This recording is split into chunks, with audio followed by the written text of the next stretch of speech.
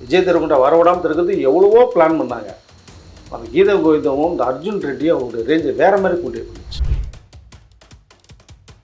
But இங்கே 60 கோடி ரூபா ஃபிக்ஸ் பண்ணுறாங்க. ஏன்னா ராஷ்மிகாவுக்கு இருக்கிற அந்த ஃபாலோவர்ஸ் அதிகம், நேஷ்னல் கிராஸ், அந்த ஃபேம் அதிகம் இருக்குது. ரிசப்ஷன் வந்து நம்ம ஹைதராபாத்தில் மிகப்பெரிய ஒரு ஸ்டார் ஹோட்டலில் மிகப்பெரிய கிராண்டாக ஹோல் இண்டஸ்ட்ரி, இந்தியாவில் இருக்கிற 5 லாங்குவேஜ் இண்டஸ்ட்ரி உள்ள அத்தனை பேருமே உள்ளே வர மாதிரி ஒரு தகவல் வந்துட்டு இருக்கு சார். காஃபி கடை நேயர்களுக்கு வணக்கம். இன்று நம்மோடு இணைந்திருப்பவர் மூத்த பத்திரிகையாளர் திரு வெங்கடேஷ் அவர்கள். வணக்கம் சார். வணக்கம். நேஷனல் கிரஷ்னு அழைக்கப்படக்கூடிய ராஷ்மிகா, இந்த பக்கம் பார்த்தீங்கன்னா சாக்லேட் பாய்னு சொல்லக்கூடிய விஜய் தேவர்கொண்டா, 2 பேரும் ஃபைனலாக மேரேஜ் பண்ண வந்துட்டாங்க, ஒத்துக்கிட்டாங்க அப்படின்னு நம்ம சொல்லணும். ஏன்னா ரொம்ப நாள் இது ஒரு வதந்தியாகவே இருந்தது சார். இது என்னதான் சார், எப்படி டக்குன்னு ஒரு மேரேஜுக்கு ஒரு ஜோனுக்குள்ள வந்தாங்க? லவ் தாங்க, இந்த காதல் பார்த்தோன்னா பற்றிக்கும் இல்லையா, அது மாதிரி இவங்களுக்கு இந்த ஃபஸ்ட்டு படமே உங்களுக்கு வந்து சூப்பர் டூப்பர் டேங்க. தெலுங்கில் 2 பேர் நடித்த ஃபஸ்ட்டு படம் கீதம் கோவிந்தம், அதுவே உங்களுக்கு பாக்ஸ் ஆஃபீஸ் ஹிட்டு. அங்கே தான் அவங்களுக்குள்ள ஒரு சின்ன ஒரு லவ் மாதிரி வருது. பட் அது கடையில் எப்போவுமே கிசுக்குன்னு ஒன்று வரும் இல்லைங்களா, அது மாதிரி ஒன்று பேசினா இவங்க கேர் பண்ணல. அதுக்கடுத்து படங்களுக்கு போகிறாங்க. இவங்க வந்து முன்னாடி கன்னடத்தில் எதுவும் பண்ணாங்க, பட் அங்கே ஒரு 3 படம் பண்ணாங்க. உண்மை வந்து சூப்பர் டூப்பர் ஹிட்.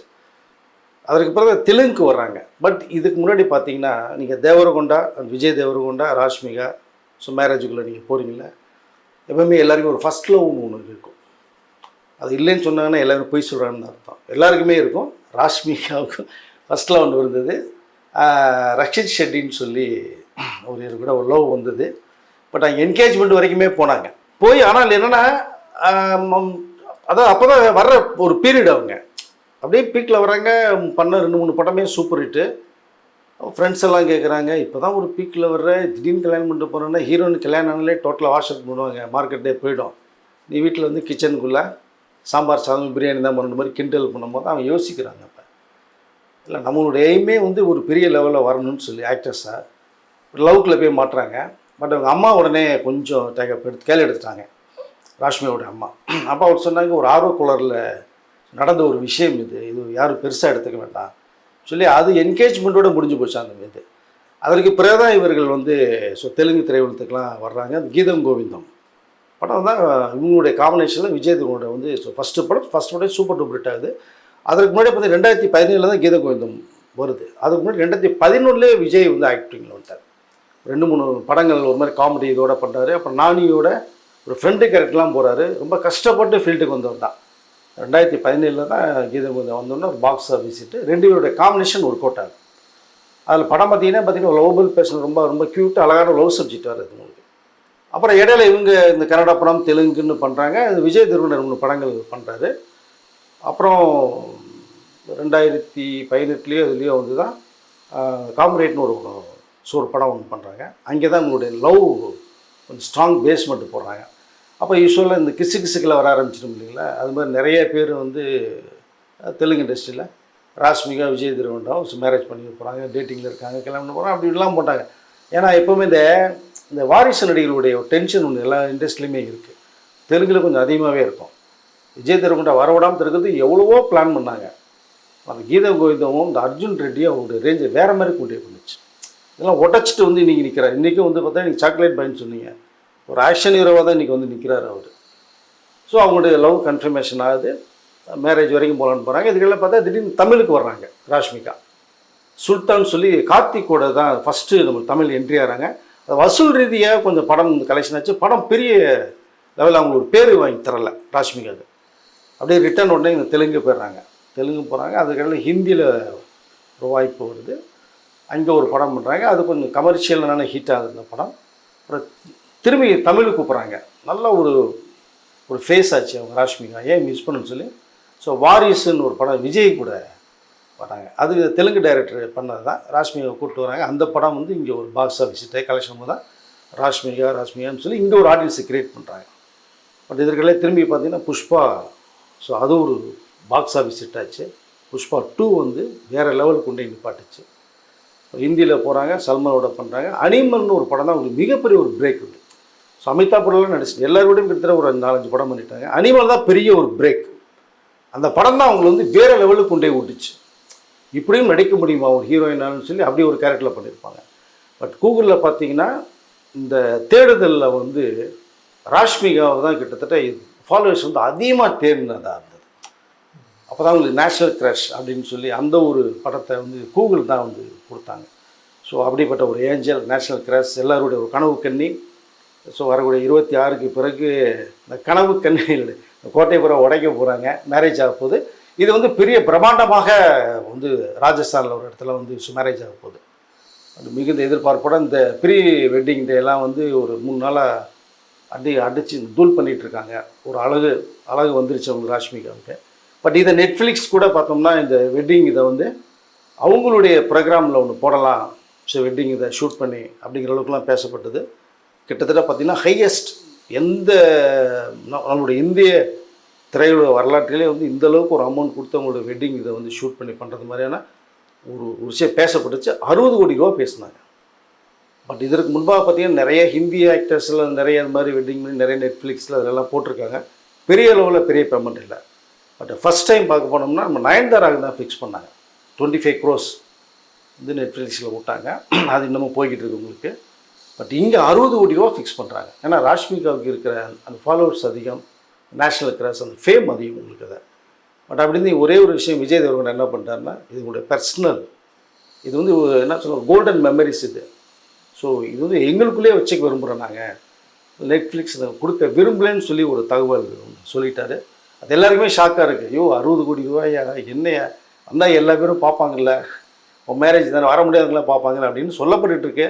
ஆனால் அவர் வந்து வேண்டாம்னு சொல்லி மறுத்துட்டு தான் ஒரு தகவல். வரக்கூடிய 26ஆம் தேதி வந்து மிக பிரம்மாண்டமாக, அதாவது பப்ளிக்கோ ஃபேன்ஸோ யாருக்கும் அளவு இல்லை, அவங்களுடைய ரிலேஷன் சம்மந்தப்பட்டவங்க முக்கியமான ஃபேமிலி மட்டும்தான் மேரேஜ். ரிசப்ஷன் வந்து நம்ம ஹைதராபாத்தில் மிகப்பெரிய ஒரு ஸ்டார் ஹோட்டலில் மிகப்பெரிய கிராண்டாக ஹோல் இண்டஸ்ட்ரி, இந்தியாவில் இருக்கிற 5 லாங்குவேஜ் இண்டஸ்ட்ரி உள்ள அத்தனை பேருமே உள்ளே வர்ற மாதிரி ஒரு தகவல் வந்துட்டுருக்கு சார். சார் இப்போ வந்து பார்த்தீங்கன்னா விஜய் தேவர்கொண்டாவுக்கும் மிகப்பெரிய ஒரு ஃபேன் ஃபாலோவிங் இருக்குது, ராஷ்மிகாவுக்கும் மிகப்பெரிய ஃபேன் ஃபாலோவிங் இருக்கும் பொழுது 2 பேருமே கெரியரோட ஒரு பீக்கில் இருக்காங்க. இந்த டைம் கல்யாணம் பண்ணுறதுக்கான காரணம் என்ன சார்? காரணம் ஒன்றும் இல்லை, போதும்னு நினைக்கிறேன். இப்போ ஹீரோக்கு வந்து ஒரு பெரிய ஒரு டவுன்ஃப்ளோ இருக்காது. மேரேஜ் ஆனதுக்கு அப்புறம் தான் சில ஹீரோக்கெல்லாம் டாப்பில் இருக்காங்க. அது ஆக்டர்ஸ்க்குள்ளே ஒரு விதிவிலக்கு மாறுபட்டவங்க நினைக்கிறேன். ஹீரோக்கள் வந்து மேரேஜ் ஆனால் ஆகிறதுல பிரச்சனை இல்லை. அந்த ஹீரோயின்களுக்கு தான் ஒரு சின்ன ட்ராபேக் இருக்குது. ஏன்னா ஹீரோயின் வந்து வர்றதே பார்த்திங்கன்னா நிறைய ஃபேன்ஸில் வந்து அவங்களுடைய ஒரு லவ்வராக, ரொம்ப பிடிச்ச ஒரு கேலாக, இவங்கள மாதிரி பொண்ணு வேணும் அப்படின்லாம் பேசப்படுற விஷயம் நிறைய இருக்குது ஃபேன்ஸ். ஸோ அப்படி தான் ஒரு ஹீரோயின் வந்து டாப்பில் வந்து நிற்கிறாங்க. ரொம்ப நீங்கள் சொன்னது மாதிரி ரொம்ப உச்சத்தில் இருக்காங்க 2 பேருமே. ராஷ்மிகாவில் விஜய் தேவர்கொண்டாவோட டாப்பில் இருக்காங்க. சம்பளமே கிட்டத்தட்ட பார்த்திங்கன்னா 10 கோடிக்கு மேலே கிராஸ் ஆகி போயிடுச்சு, இப்போ மேலேயே போகுது இப்போ. ஸோ அப்படிப்பட்ட ஒரு நடிகை வந்து திடீர்னு கல்யாணத்துக்குள்ளே இம்மிடியட்டாக போகிறாங்கன்னா இது நடக்காதுன்னு வேறு நிறைய விஷயங்கள் பேசப்பட்டிருந்தது. ஸோ பிரேக் ஆகிடுச்சு உங்களுக்குள்ள, அவ்வளோதான், ஒன்றும் கிடையாது அப்படின்லாம் அதுக்குள்ளே நிறைய வதந்திகள் பரப்ப ஆரம்பித்தாங்க.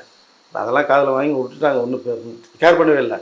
என்னென்னு இந்த ஹிந்தி ஃபீல்டுக்கு போயிட்டாங்க, கிட்டத்தட்ட ஒரு 6-7 படம் பண்ணிட்டாங்க. பட் அங்கே ஸ்டாண்ட் பை நிற்கிறது கொஞ்சம் கஷ்டம், ஒரு ஹீரோயின் போய் நிற்கிறது கஷ்டம். ஸோ அதன் விளைவாகவே நம்ம ஒரு மேரேஜை செட்டில் ஆகிட்டோம்னா அதற்கு பிறகும் பண்ணலாம் அப்படிங்கிற ஒரு தாட்ஸ் வந்ததாக தான் எனக்கு வந்து ஒரு தகவல் வருது. அதனால் 2 பேருமே ரொம்ப ஃபேமில் இருக்கும்போது, உச்சத்தில் இருக்கும்போதே கல்யாணம் பண்ணுறது வந்து ஒரு பக்கம் பார்த்தோம்னா அவங்களுடைய லைஃப் கேரியர் போதும், படம் பண்ணியாச்சு, பல கோடிகள் சுற்று வந்தாச்சு, போதுங்கிற அளவுக்கு மைண்ட் செட் பண்ணியிருக்கலாம். இன்னொரு பக்கம் வந்து சரி மேரேஜ் பண்ணிவிட்டு நம்ம படங்கள் பண்ணுவோம் நம்ம அப்படிங்கிற அளவுக்கு ஒரு தாட்ஸ் வந்திருக்கும்னு தான் நினைக்கிறேன் நான். அதனால தான் இப்போ இமீடியட்டாக மேரேஜ் பண்ணுறேன்.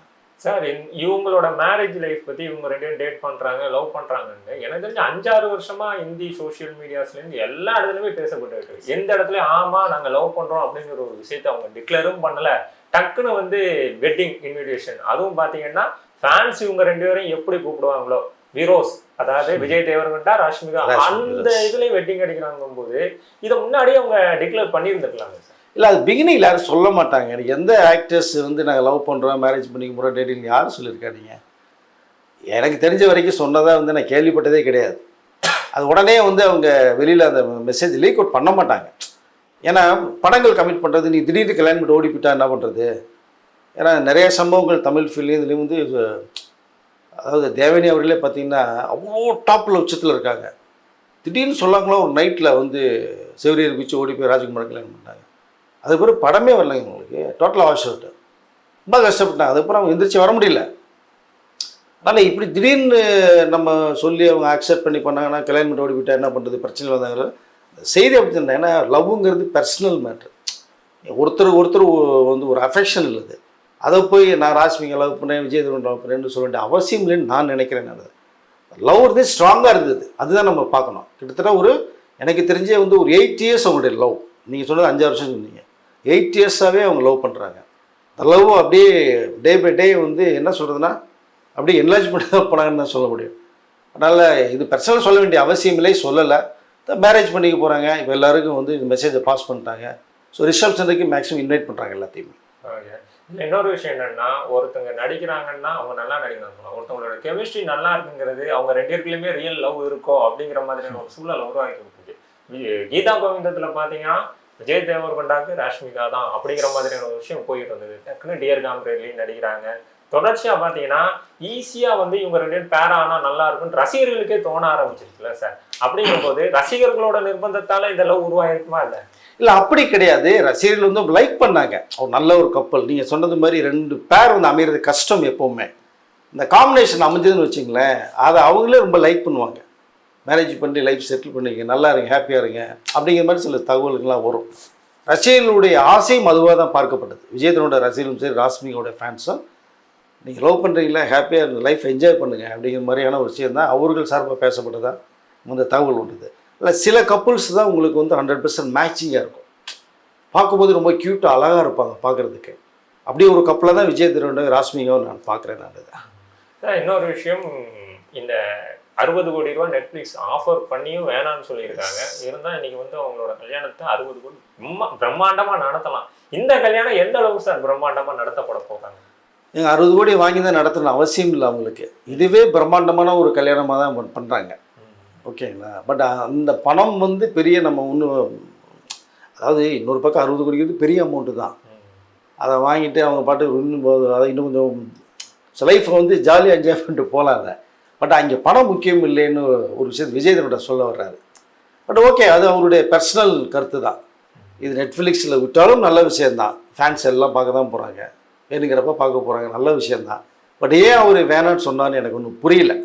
பட் ஒன்றும் தவறு இல்லை. ஏன்னா அவங்களோட மேரேஜ் வெட்டிங் இது பார்க்க முடியாது, நிறைய பேர் இருப்பாங்க. அவர் வீடியோ எடுத்து அவர் வீட்டுக்கு மட்டும் வச்சுட்டு டிவியில் போட்டு பார்க்குறதுக்காது. நீங்கள் 2 பேரும் ஃபேம் ஆகிட்டேன், இந்தியா லெவலில் பிக் ஸ்டார்ஸ் நீங்கள். இப்போ உங்களுடைய ரசிகர்கள் பார்க்கணுன்னு ஆசைப்படுவாங்க. இதை வந்து ஏன் அவாய்ட் பண்ணான்னு எனக்கு ஒன்றும் புரியல. பட் தெரியல அது என்ன ரீசன்னு சரியா புரியல. ராஷ்மிகா வந்து பண்ணலான்னு தான் அவர்கிட்ட சொன்னதாக ஒரு தகவல் இருக்குது. நம்மளுடைய வெட்டிங் வந்து எல்லா பேரும் பார்க்கட்டும், ஃபேன்ஸ் எல்லாம் பார்க்கட்டும், யாரும் கூப்பிட முடியல இல்லையா? ஸோ நீங்கள் ஃபிலிம் இண்டஸ்ட்ரியில் இருக்கிறவங்களே கூப்பிடல அவங்க. ஸோ ரிசப்ஷன் மட்டும் தான் இன்வைட் பண்ணுறாங்க. அப்போ இது எல்லா பேருமே பார்க்கட்டும் இதை அப்படிங்கிற விஷயத்தை ராஷ்மிகா சொல்லியிருக்காங்க. அது விஜய் தான் கொஞ்சம் அடமட்டாக இருந்துட்டார், வேண்டாம் அப்படின்னு. சரி ஓகே, அவர் லைக் பண்ணும்போது எதுக்கு நம்ம ப்ரெஷர் கொடுக்க சொல்லி ராஷ்மிகா வந்து ஆஃப் ஆகிட்டாங்க. பட் வந்திருந்தால் சிறப்பாக தான் இருந்திருக்கும். அது இன்னொரு விஷயம், நடிகர்கள் நடிகைகளை திருமணம் பண்ணிக்கும் பொழுது இதெல்லாம் கொஞ்ச நாளைக்கு தான், இதெல்லாம் வந்து ஒரு ஃபேஷனுக்காகவும் ஃபேண்டசிக்காகவும் தான் அவங்க கல்யாணம் பண்ணியிருப்பாங்க, சேர்ந்து வாழ மாட்டாங்க இப்படிங்கிற விமர்சனங்கள் தொடர்ச்சியாக நடிகர் நடிகை மேலே தான் வச்சுக்கிட்டு இருக்காங்க. இதெல்லாம் எப்படி பார்க்குறீங்க? இல்லை, தவறான ஒரு கண்ணோட்டம் தாங்க. நீங்கள் அவங்க மேலே வந்து ஒரு ஸ்டாம்ப் குத்தப்படுது. அதாவது ஹீரோயின்னா அவர் இப்படி தான் இருப்பார், ஹீரோயின்னா இப்படி தான் இருப்பாங்க, இதெல்லாம் கடந்து தான் வந்திருப்பாங்க அப்படிங்கிற அளவுக்குலாம் ஒரு விஷயம் பேசப்பட்டுருக்கு. அது அவர்களுக்கும் தெரியும். ஒரு ஃபிலிம் கேரியரில் எந்த அளவுக்கு நம்ம முன்னுக்கு வரது கஷ்டப்பட்டு வந்திருக்குங்கிற விஷயம் அவர்களுக்கு கண்டிப்பாக தெரியும். அதுக்கு மீறின ஒரு அஃபெக்ஷன் இருக்குது இல்லையா? ஸோ அந்த ஒரு அன்பு லவ் இருக்குது இல்லையா? அதுதான் அவங்க 2 பேர்ட்ட நான் பார்க்குறேன்.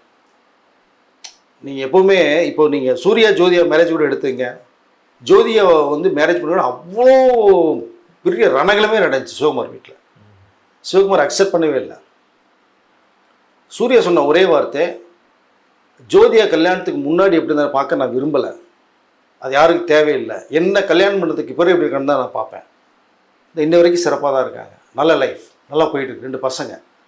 அதனால் எப்போயுமே பிஃபோர் மேரிட் யாருடைய லைஃப்பை நீங்கள் பார்த்தீங்கன்னா வாழ்க்கையை வாழவே முடியாது, கஷ்டம். ஆஃப்டர் மேரிட் எப்படி ட்ராவல் பண்ணுறாங்க, அவங்களுடைய இந்த லைஃப் கேரியர் எப்படி போய்கிட்டு இருக்கு, அதை தான் பார்க்கணும். அப்போ தான் சிறப்பானதாக இருக்கும்னு நான் நினைக்கிறேன். நான் அதனால் ஒருத்தர் வந்து ஆக்டர்ஸ் இவங்க இப்படி இருப்பான்னு சொல்லி தேவையில்லாத சில பேரில் கருத்துக்களை வந்து சொல்கிறது இயல்பு தான். பட் அவர்கள் 2 பேருக்குமே தெரியும். ராஷ்மிகாவை விஜய்க்கு பிடிச்சிருக்கு, இல்லை விஜய் தேவரகொண்டாக்கு, விஜய் தேவரகொண்டா ராஷ்மிகா பிடிச்சி. இதை விட வேறு என்னங்க வேணும் லைஃப்பில் ஸ்டெடியாக போகிறதுக்கு? கண்டிப்பாக இந்த கப்பல் வந்து ரொம்ப சிறப்பானதாக ட்ராவல் பண்ணணும்னு தான் நான் நினைக்கிறேன். ஏன்னா எல்லாம் தெரிந்து அறிந்து பண்ணக்கூடியது தான். நீங்கள் ஒரு விஷயத்தை மறைச்சிட்டு பண்ணீங்கன்னா தான் அது லைஃப் நல்லா இருக்காது. போய் சொல்லிட்டேன் அப்படி இப்படிம்பாங்க. பட் 2 பேர் லைஃபுமே ஓப்பன் தான், ஓப்பன் புக்கு தான், 2 பேருக்குமே தெரியும். இப்போ தெரிஞ்ச ஒருத்தவங்க பண்ணும்போது வந்து ஆஃப்டர் மேரேஜ் எப்படி இருக்காங்கன்னு மட்டும் தான் பார்ப்பாங்க 2 பேருமே. அவருடைய பாதை இப்படி தான் இருக்கும், பார்வையும் இப்படி தான் இருக்கும்னு நான் நினைக்கிறேன். பட் என்ன யார் பேசினாலும் ஒரு சிறப்பான ஒரு லைஃப் 2 பேருக்குமே அமையும்.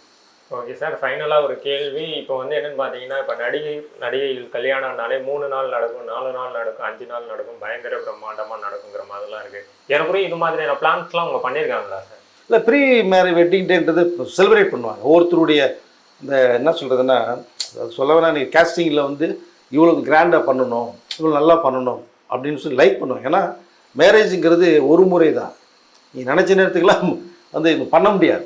அப்போது பணம் இருக்குது, பணம் இல்லாதவர்கள் எளிமையாக பண்ணுவாங்க. பணம் இருக்கிறவர்கள் ஸோ அந்த 3-4 நாட்கள் வந்து கிராண்டாக பண்ணணும்னு ஆசைப்படுவாங்க. ஏன்னா நம்ம அம்மானுடைய ஃபேமிலி வெட்டிங் எப்படி நடந்தது உங்களுக்கு? அது 1 வருஷமாக நடந்துச்சு சார். எத்தனாயிரம் கோடி? 5000 கோடி ஏதோ செலவு பண்ணதாக தகவல் வருது. சும்மா 5000 கோடிங்கிறது. அப்புறம் உலகத்தில் இருக்கிற அத்தனை பேரும் கூப்பிட்டு வந்தார் அவர். அப்போது இந்த உலகத்துக்கு நம்ம யாருங்கிறத காட்டணும். ஸோ ஒரு முறை நடக்கக்கூடிய ஒரு விஷயம், அதை எதிர்பாராத விதமாக ரொம்ப ரொம்ப கிராண்டாக பண்ண ஆசைப்பட்டாங்க நிறைய பேர். கப்பலில் மேரேஜ் பண்ணுவாங்க, ஃப்ளைட்டில் மேரேஜ் பண்ணுவாங்க, ஒரு தீவில் போய் கல்யாணம் பண்ணுவாங்க, நிறைய பேர் இருக்காங்க. அப்போது இது சும்மா ஒரு 5 நாள் மேரேஜ் தான் இது, ப்ரீ வெட்டிங் டே. அவங்களுடைய ஆசை 2 பேர் ஃபேமிலி இப்படிலாம் பண்ணணும், இப்படிலாம் பண்ணணுன்னு. அதை ஒன்லி இது சிறப்பாக இப்போ போய்கிட்டு இருக்கு. ஸோ 26ஆம் தேதி வரைக்கும் இந்த சிறப்பான பகல் பொழுது இரவு பொழுதுகள் ஜாலியாக தான் போயிட்டுருக்கு. அது ஓகே, ஒவ்வொருத்தருடைய ஒரு இதில் இவங்களுடையது சிறப்பாக இருக்குது. ஓகே சார், 2 பேரும் லைஃப்பை தொடங்க போகிறாங்க. நம்ம சார்பாகவும் உங்களுக்கு ஒரு வாழ்த்துக்களை தெரிவிச்சுக்குவோம். நிறைய தகவலை பயந்துக்கிட்டீங்க. ரொம்ப நன்றி சார். நன்றி.